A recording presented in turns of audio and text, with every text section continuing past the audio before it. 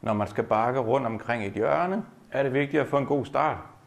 Og derfor, når man holder ude på den her vej her og går i gang med at bakke, så er det vigtigt at starte svingningen tidligt.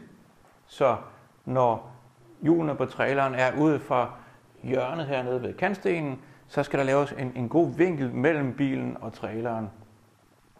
Og så skal man lade bilen og traileren følge svingets runding, indtil at traileren næsten kører parallelt med kantstenen på den nye vej.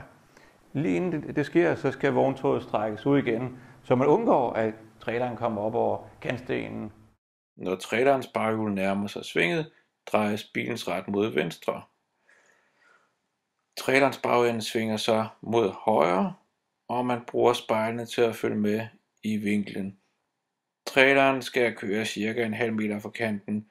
Det vil gøre det nemmere at følge med i afstanden igennem spejlene. Husk ofte at orientere dig, om der er andre trafikanter på vejen, så du kan stoppe op, så du ikke er til fare eller ulempe for andre under bakningen.